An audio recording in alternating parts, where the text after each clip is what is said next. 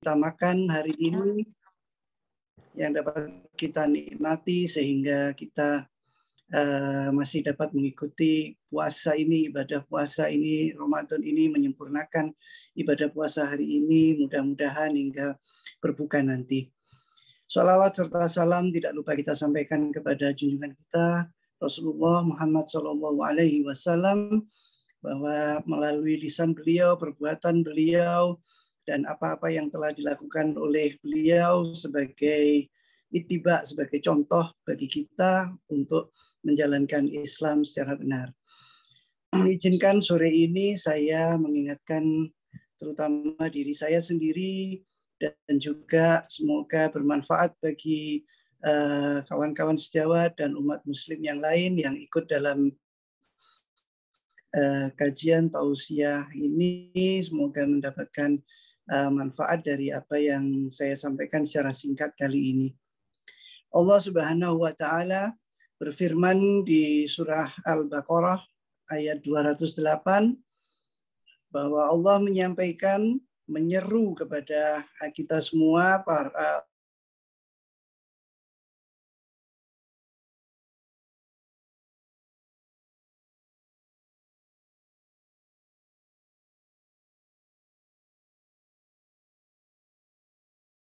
dalam Islam secara kafah. Apa sih artinya secara kafah itu? Secara kafah itu artinya kita masuk secara sempurna. Jadi kalau ada pintu, ada ruangan, kita itu bukan hanya kepalanya, lehernya, tangannya, anguk-anguk, kalau orang Jawa bilang ya, nengok-nengok aja, kemudian badannya masih di luar.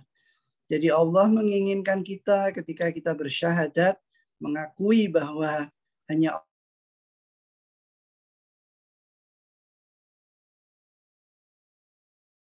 sebagai satu-satunya yang berhak diibadahi, dan mengakui bahwa Muhammad adalah Rasulullah yang membawa risalah kepada kita, maka dengan begitu itu adalah kunci yang membuka pintu tempat ruangan bernama Islam, lapangan bernama Islam, kita buka.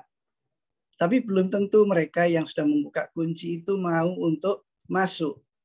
Ternyata ada banyak model orang dalam memahami syariat Islam atau berislam. Bahkan di zaman setelah Umar wafat, muncul aliran-aliran yang ekstrim dan menyimpang. Mungkin kita sudah tahu semua ya, saya tidak akan membahas itu. Tapi ada beberapa hal yang di zaman modern ini, di akhir zaman ini muncul. Ada beberapa hal yang ingin saya sampaikan, yaitu ada beberapa orang yang berislam mengikuti metode tapikaniyah. Tapikaniyah itu artinya bahwa setiap kali disampaikan risalah, kebenaran, aturan, larangan, perintah, itu mereka selalu menjawabnya terlebih dahulu dengan kata tapi kan. Nah, tapi kan. Jadi itu yang orang menyebut sebagai tapikaniyah. Contohnya, wajib loh belajar agama itu. Jadi agama Islam itu harus dipelajari semua hukum-hukumnya ini. Jawaban mereka, tapi kan kita tidak akan jadi ustadz, kita kan tidak jadi dai, kita kan tidak jadi ulama. Jadi selalu tapikannya yang didahulukan. Ini berbahaya karena setiap kali pada zaman sahabat dulu, ketika Rasulullah menyampaikan sesuatu, maka mereka selalu jawabannya itu singkat. Sami'na wa ata'na. Saya dengar dan saya patuh. Selesai sudah. Tidak ada tapikan-tapikan. Nah, ini yang pada zaman sekarang ini muncul. Ini golongan tapikaniyah ini ya. Setiap kali disampaikan, tapi kan sunnah, tapi kan tidak wajib. Jadi tapikannya dulu yang diutamakan. Baik. Kemudian ada model yang kedua, Islam model prasmanan. Jadi kita tahu kalau prasmanan itu kan misalnya ada pesta, disediakan menu, sajian gitu ya. Kita itu ngambil yang kita suka aja. Nah, Islam suka-suka. Menu yang suka diambil, ya enggak apa-apa sholat, ya enggak apa-apa puasa, ya enggak apa-apa berzakat, ya enggak apa-apa syahadat. Tapi ketika giliran ini wajib loh ya menutup aurat itu, saya belum siap. Oh kan itu kan ini begini, saya ini masih nanti begini begitu. Jadi ketika sudah ada aturan bahwa menutup aurat itu wajib, dia tidak mau ngambil menu itu. Jadi ini Islam suka-suka. Nanti ada yang disuruh begini, saya kok tidak senang, itu berat. Saya yang ini aja, yang ringan-ringan aja, mencari rukhsah aja, mencari kompensasi keringanan aja. Gitu. Itu Islam model prasmanan. Dan ada Islam yang model seperti orang Badui zaman dulu. Kita menyebutnya sebagai berislam model di pinggiran. Model pinggiran, model orang-orang Badui. Orang-orang Badui itu mau masuk Islam kalau itu menguntungkan. Makanya ghanimah-ghanimahnya orang Badui itu diberi banyak oleh Rasulullah.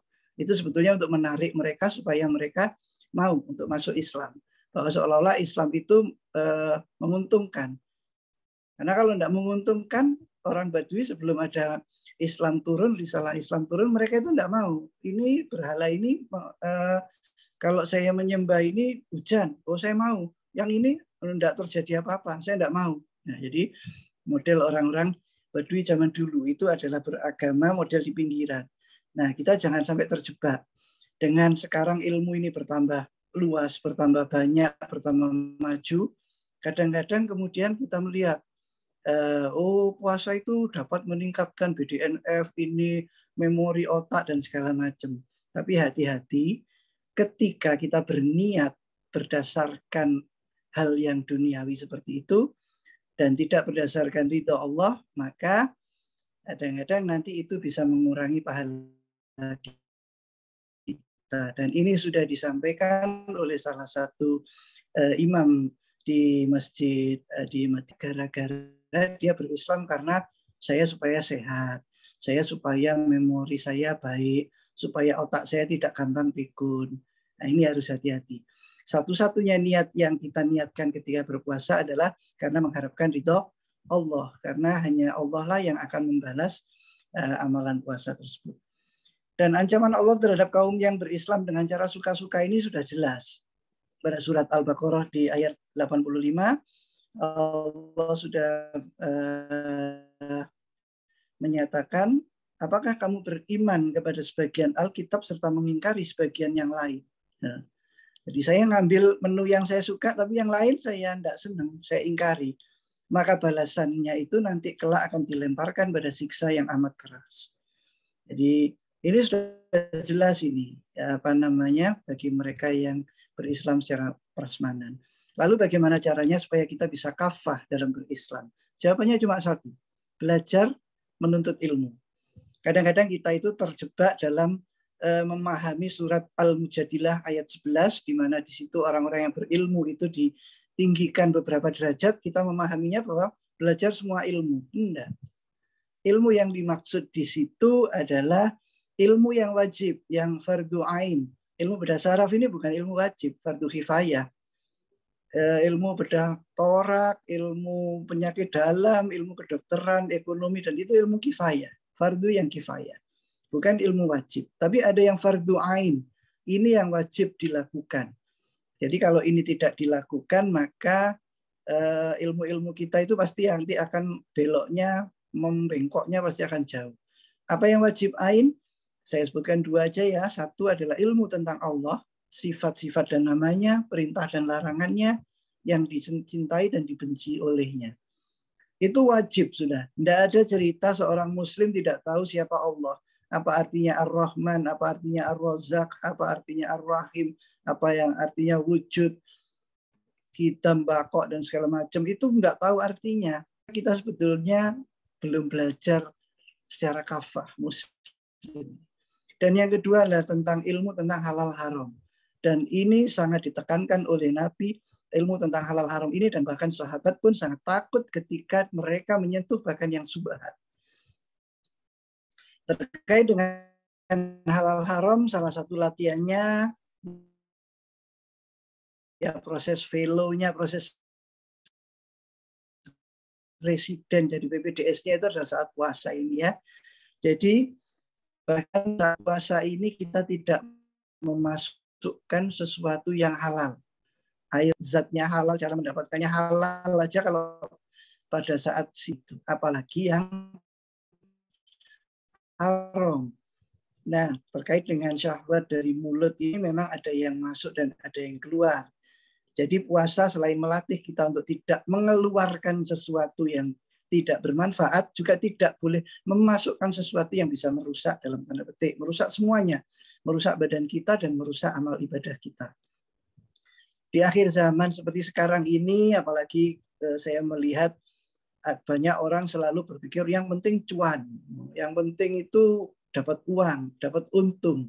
Yang penting sekarang ini susah nyari keuntungan, nyari omset, nyari oplah, nyari ini dengan segala cara. Mereka kadang-kadang dalam muamalah melanggar halal haram karena memang tidak tahu, sehingga itulah pentingnya belajar. Kalau karena zatnya jelas, babi, hammer, hewan yang bertaring, itu jelas haram secara zatnya. Tapi ada yang haram secara perolehan. Nah ini yang kadang-kadang kita tidak, ini kan saya sudah tidak makan babi, saya tidak minum khamr, saya sudah meninggalkan yang haram. Tapi hati-hati, kadang-kadang ada dari mereka yang ternyata melakukan muamalah jual beli dengan cara yang haram. Sama, maka apa yang dibeli di haram karena cara perolehannya. Contoh, orang sekarang lupa bahwa emas, uang itu adalah salah satu barang ribawi. Barang ribawi itu artinya bahwa ada aturan-aturan tertentu. Ketika kita membeli emas, itu wajib hukumnya yadan biadin, dari tangan ke tangan. Ketika uang diserahkan, barang harus segera diterima. Saat itu juga kontan. Tidak ada boleh penundaan. Nah, sekarang banyak model orang beli emas dengan cara saya beli emasnya sekarang nanti, tapi hati-hati. Ini sudah jelas hadisnya, dilarang oleh Rasulullah. Kemudian yang kedua adalah ketika kita tukar uang. Saya punya uang ini ya, uang 100 ribuan, 50 ribuan campur, ini udah lungset gini. Saya lebaran ini mau pengen dapat yang 50 ribuan semua, tapi yang mulus, baru keluar dari bank. Nah, kalau kita jalan-jalan ke mana, Tugu Pahlawan, itu kan di pinggir jalan itu banyak orang penukaran uang itu. Itu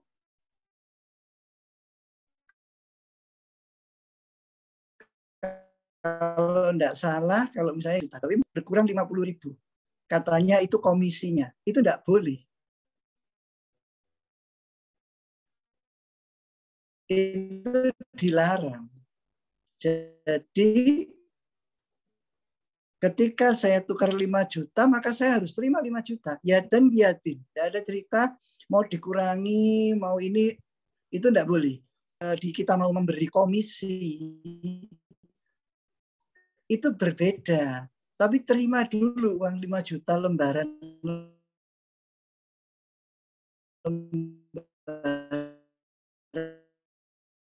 yang baru itu sejuang uang ininya lelah apa uang apalah dibilang begitu, tapi bukan dalam Al-Quran. Ini harus hati-hati. Ini harus hati-hati. Saya beli beras 5 kuintal, berapa? 5 juta. Ya sudah, nanti kemudian kita nyari pembeli. Ini kiriman langsung ke pembeli saya ya. Beras itu enggak ke tempat kita. Ini termasuk salah satu yang juga diperingatkan oleh Rasulullah. Ketika berjual beli barang itu harus dari tangan kita. Tidak boleh barang itu masih di tangan orang lain. Apalagi komoditas ribawi. Makanan pokok, beras, kurma, kemudian emas, uang, itu adalah komoditas ribawi. Ini yang kadang-kadang kita masih ini. Banyak ilmu-ilmu lain yang ini hanya contoh aja. Saya akan menutup tausiah ini dengan sesuatu yang menarik tentang halal haram ini yang tercantum dalam Tarikh Baghdad. Di Irak itu dulu ada kota-kota besar ya, kita tahu ada Kufah, ada Basra, ada Baghdad, di mana para alim ulama itu dulu sempat di sana. Di Baghdad itu terkenal penduduknya itu alim dan taat, dan kalau berdoa itu langsung bisa membuka pintu langit, menggetarkan arus dan langsung dikabulkan oleh Allah. Pada masa pemerintahan Hajjaj bin Yusuf yang kita kenal bahwa beliau itu orang yang walaupun dia mencintai Al-Quran, tapi dia itu terkenal kejam dan keji saat memerintah. Jadi dia saat itu menjadi salah satu menteri di Khalifahan Bani Umayyah. Orang-orang yang dipilih untuk memimpin kota-kota di Irak itu dia yang memilih. Nah, suatu ketika setiap kali dia memilih orang sebagai pejabat di kota Baghdad, itu karena pilihannya juga orang-orang yang kejam, orang-orang yang zalim, didoakan entah orangnya sakit keras atau bahkan meninggal, atau pokoknya orang ini akan segera diganti dengan orang lain. Baru setiap kali memerintah beberapa hari kok meninggal, loh kok sakit keras, loh kok orang ini kok tiba-tiba entah ada apa dia meninggalkan kota Baghdad. Maka Hajjaj pun berpikir ini ada apa ini ya dengan penduduk kota Baghdad ini ya. Akhirnya dia mencari cara, gimana ya caranya ya supaya pemimpin saya ini bisa bertahan lama di situ yang saya tunjuk. Maka dia itu memerintahkan seluruh penduduk kota Baghdad untuk mengumpulkan sebutir telur. Bayangkan, sebutir telur ayam untuk dikumpulkan di lapangan kota Baghdad. Wajib hukumnya, kalau ada yang tidak mengumpulkan dikenai hukuman yang sangat berat. Nah, maka orang-orang penduduk itu kan berpikir, buat apa Hajjaj ini mengumpulkan sebutir telur? Apa mau bikin dadar raksasa mungkin ya untuk takjil gitu ya. Tapi mereka takut kan. Akhirnya wis enggak apa-apa sebutir telur aja kok gitu. Yes, ayo kita kumpulkan semua. Kumpul, ketika sudah mengumpul semua, dijaga ketat oleh pengawalnya, tentaranya, sudah semua orang pulang. Beberapa hari kemudian ada perintah lagi yang baru. Semua wajib mengambil telurnya kembali untuk dibawa pulang dan dimasak, dimakan. Kalau enggak dihukum berat juga. Nah, ini ada perintah apa lagi nih pikirnya penduduk Baghdad ini ya. Tapi ya karena itu perintah, ya sudah, kita turuti, kita ambil. Ketika ngambil itu, sudah mereka ngambil, saling tanya, telurmu yang mana? Telurmu yang mana? Enggak tahu ini. Ayo cepat, katanya tentaranya. Diambil, pokoknya ambil satu. Ya sudahlah, ayo ambil. Sudah, ya mereka ngambil serampangan, diambil, ambil semua sampai tidak ada telur yang tersisa. Seminggu kemudian dia memilih pejabat baru, pejabatnya diturunkan. Zalim juga pejabatnya. Didoakan oleh penduduk Baghdad ini sehari, 2 hari, seminggu, kok enggak apa-apa, kok enggak mempan doa saya ini gitu. Hampir 1 bulan, akhirnya penduduk Baghdad ini berinisiatif. Kita harus cari ulama ini, orang yang ngerti kenapa kok doa kita sekarang enggak makbul, enggak diijabah ini. Akhirnya mereka datang ke ulama dan kemudian ditanya oleh ulama, ada kejadian apa dalam kira-kira sebulan ini? Lalu berceritalah mereka tentang kejadian sebutir telur itu. Maka ulama tadi bilang, oh, itulah yang menyebabkan doa kalian tidak diterima oleh Allah. Karena kalian memasukkan sesuatu yang syubhat. Karena ulama itu tanya, apakah kalian dapat telur kalian sendiri? Ya gimana kita tahu ya telur kita? Kita tidak tahu. Telurnya kadang bentuknya hampir sama. Tidak ada tandanya, tidak ada namanya. Kadang-kadang yang tertukar. Karena sudah harus kita ngambil pokoknya di tumpuan yang ada. Nah, jadi ini sejalan dengan apa yang pernah diriwayatkan oleh Rasul ketika ada sahabat melihat ada salah satu musafir, dia masuk ke Masjid Nabawi dalam keadaan berdebu, kemudian rambutnya berdebu, perjalanan jauh, dia mengangkat tangan untuk berdoa, tapi Rasulullah kemudian berkata bahwa doanya itu tidak akan diterima oleh Allah. Sahabat tanya, mengapa ya Rasul? karena apa yang dia pakai, apa yang dia makan berasal dari sesuatu yang haram. Maka itulah pentingnya kita tahu betul belajar halal haram ini bukan hanya dari zatnya, tapi sekarang ini banyak ya seperti kripto, apa sekarang ini model digital ini, hati-hati karena kita lihat dulu fatwa para ulama, apakah betul bahwa barang-barang itu memang adalah barang-barang yang halal untuk kita peroleh atau bukan barang-barang yang halal atau syubhat aja sebaiknya jangan. Jadi semoga ini bermanfaat untuk diri saya sendiri dan juga bermanfaat untuk kita semua yang mendengarkan. Saya tutup tausiah ini. Alhamdulillahirabbil alamin, wabillahi taufiq wal hidayah. Assalamualaikum warahmatullahi wabarakatuh. Waalaikumsalam warahmatullahi wabarakatuh. Alhamdulillah telah kita dengarkan bersama-sama tausiah dari Dr. Wihasto yang tentunya banyak ilmu atau pembelajaran yang dapat kita peroleh. Semoga apa yang kita dengarkan pada sore hari ini menjadi bekal kita untuk lebih menjadi pribadi yang total dalam menjalankan syariat Islam, tidak setengah-setengah dan harus mau dan tidak memilih-milih untuk melakukan apa yang kita inginkan dan apa yang kita tolak. Dan sebagai penutup, marilah kita baca Alhamdulillah bersama-sama ditutup dengan doa kifaratul majelis. Alhamdulillahirabbil alamin. Subhanakallahumma wa bihamdika asyhadu an la ilaha illa anta astaghfiruka wa atubu ilaik. Billahi taufiq wal hidayah. Assalamualaikum warahmatullahi wabarakatuh.